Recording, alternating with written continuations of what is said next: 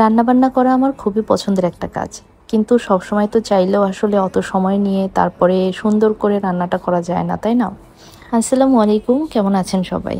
আজকে আরেকটা নতুন ভিডিও নিয়ে আপনাদের সামনে চলে আসলাম। আর এই ভিডিওতেও অবশ্যই আমি সবসময়ের মতো রান্নাবান্নাই দেখাবো। যাই হোক, তো এখানে এই যে গাছটা দেখতেছেন, এটা হচ্ছে আমার নিজের হাতে লাগানো গাছ। এবং এই গাছটাতে যখন সুন্দর সুন্দর পাতা আসছে, এটা হচ্ছে লাউ গাছ। তো লাউ গাছে পাতা আসার পরে না আমার এত ভালো লাগতেছিল, মনে হচ্ছিল কখন কেটে খাবো, কখন কেটে খাবো। তো যাই হোক, ফাইনালি আমি কেটেও ফেলছি। আর এই যে এই কটা পাতা আর এই একটা ডগা কাটতে পেরেছি আর কি। তো এটা কোনো কথা না, কথা হচ্ছে আজকে আমি একটু ফ্রাইড রাইস বানাবো। আর এই ফ্রাইড রাইসের জন্য যা যা লাগবে সেগুলো আমি আপনাদেরকে একবার দেখিয়ে দিচ্ছি। আর ফ্রাইড রাইস তো কম বেশি সবাই হয়তো বানাতে জানে। আর আমি হচ্ছে বাসায় যখন ফ্রাইড রাইস বানাই খুবই সহজভাবে বানাই, মানে কোনো ঝামেলা ঝামেলা আমি করি না।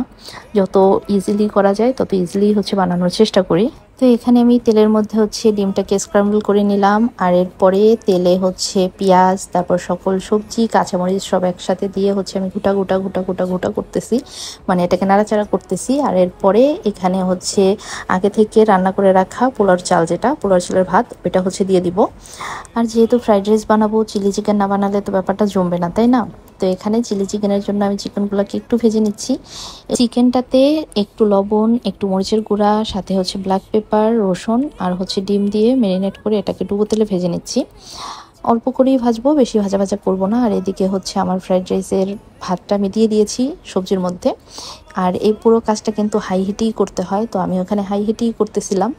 তার সাথে সাথে হচ্ছে একটু তো সস দিতে হবে, সয়া সস, টমেটো সস এগুলো দিয়ে দিচ্ছি, ব্ল্যাক পেপার দিয়ে দিয়েছি। তো যাই হোক, এরপরে এপাশে আবার হচ্ছে আমি চিলি চিকেনটা বসিয়ে দিয়েছি। আজকে আমার রান্নাবান্না সব হচ্ছে কেমন একটা জগা খিচুড়ির মতো, এখান থেকে একটু ওখান থেকে একটু, যেভাবে ভিডিও করেছিলাম সেভাবেই এডিট করছি, কিছু আর করার নাই। আর এই যে দেখেন, এটা কি বলে, চিংড়ির টেম্পোরা বা চিংড়ির কিছু একটা বলে, তো এটাও হচ্ছে আমি বানিয়েছি, বাট এটা অনেক বেশি ক্রিস্পি হয়েছিল। তো এই তো, এগুলাই হচ্ছে আজকে আমি বানিয়েছিলাম, ফ্রাইড রাইস, চিলি চিকেন, তারপর চিংড়ি টেম্পুরা, সাথে হচ্ছে এই যে শরবত।